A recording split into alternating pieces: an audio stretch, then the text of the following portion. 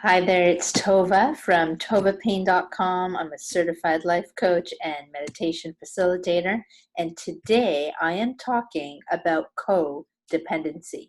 So, codependency is a term that you may have heard before, and today I'm going to talk about where did the original term come from and how else does it show up.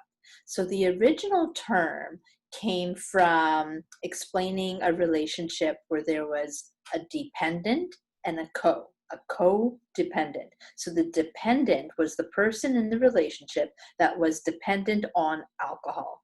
And the co was the other partner who was often picking up the pieces. So a quick example, let's say Jack and Jill. Let's say Jill is drinking too much and she drinks so much that she can't wake up the next morning on time to get to work. So Jack calls Jill's boss and says, Jill is just not feeling good today. So as you can see, now Jill does not have to face the music. And so she's free to sleep all day while Jack goes to work and drink again and drink all night and wake up or not wake up the next day. And again, Jack will keep protecting her. And even if it means that he has to go get a second job to take care of things. So you might ask yourself, why is Jack doing this? What's the payoff for him? And this is really important for you to start asking within yourself if you see yourself in the other examples coming soon, is there is always a payoff for the person who is trying to pick up the pieces. So let's say in Jack's case, the payoff is, well, at least he's not alone. Let's say he has this deep fear of being alone and he just feels like he needs to be taking care of someone. And so the payoff for him is feeling like, well, at least I'm taking care of this person. But as you can see, this is not truly taking care of someone because it just allows them, the term is often called enables someone to stay in their self-destruction. So I'm going to bring it into examples that happen often, and you may even see these within yourself. So codependency is anytime you do something thinking that you are helping someone when actually the other person doesn't even want the help. They're not asking for it. And there's usually even pushback and resistance from them. And what it does is it drains your energy, and there's still often some payoff for you. And the payoff could be your own fears, low self-esteem, being a people pleaser. So I'm going to give an example of a relationship dynamic. Let's say two people get together, and then as they spend more time together, maybe move in with each other, let's say there's Tom and Tracy.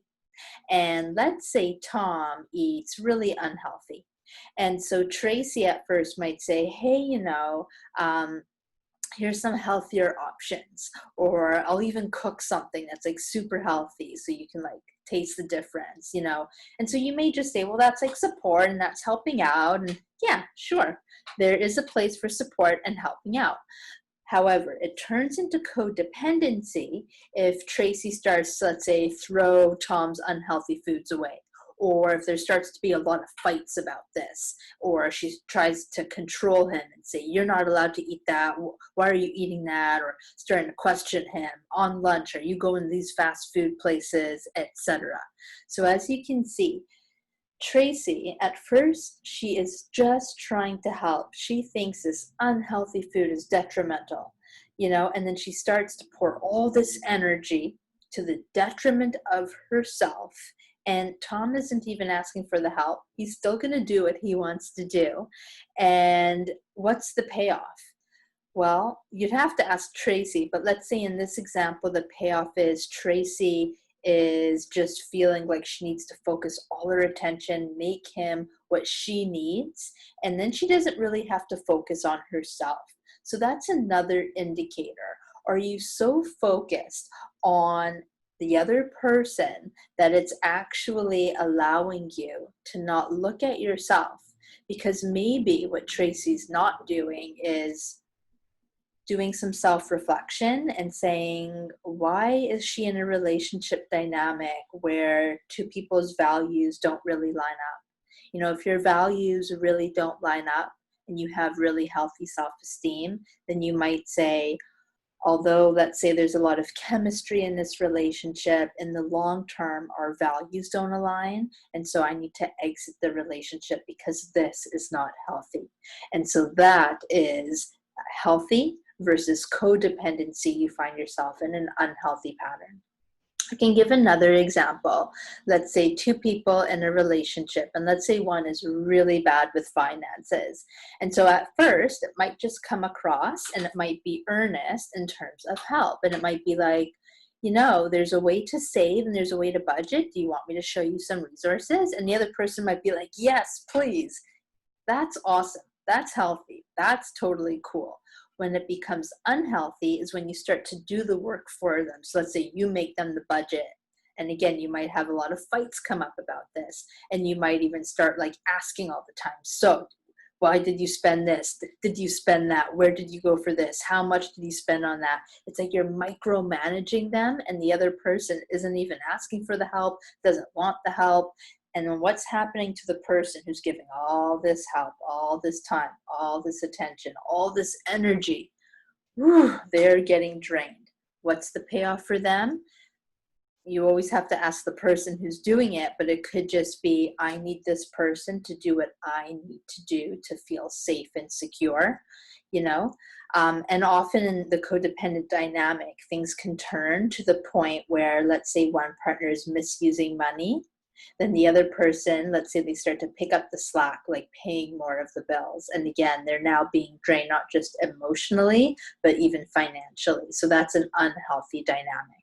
So, often if you find yourself as someone who's a people pleaser, a rescuer, martyr role, these are all things where you might just find yourself saying, but I'm just trying to help.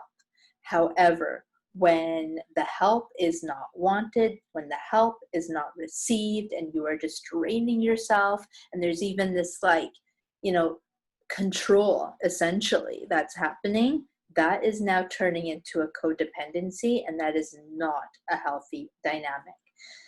The alternative is genuine support and what you might call co-creation. So healthy support and co-creation is two whole people still able to do their own independent things, respecting each other's differences, enjoying the similarities. And if one person's like, hey, you've got this strength, can you help me out here? Yeah, of course, I can show you this.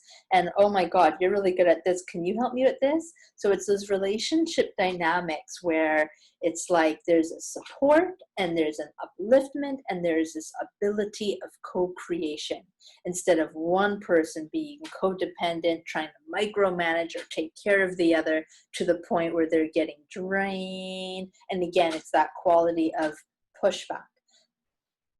There's another thing. There can be a codependency where you start to feel like you're losing yourself, where you're losing your essential nature, the part that makes you you. And this will fall in line with if you consider yourself a people pleaser and just wanting to do anything to make the other person happy. And this can stem from low self-esteem or low self-confidence or some sort of fear inside of you of being alone. Again, you always need to ask yourself, this is where the soul searching comes. If you find yourself in any of these scenarios, an unhealthy relationship dynamic where you're like overcompensating, overdoing, over energy, it feels like everything's on your shoulders, you need to pause and say, what is the payoff for you? What are you avoiding within yourself? Are there fears? What is it that if a relationship is truly unhealthy and it's not a relationship where there's a true building, then why are you in it? And that can begin to really unravel why you're in that type of relationship dynamic in the first place, and then helping you make healthier options. Now, sometimes in a relationship dynamic, the other person will be like, you know what, I do want help and I just feel super low and I don't know what to do. And so as a supportive partner, you can encourage therapy or go to therapy together. Like that's all in the realm of help and support. So this isn't about just like leaving your partner out, for nothing. This is about are both people dancing to the rhythm of like, let's do this together, we're in this? Or is one person just like taking it all and the other person is just like not doing anything?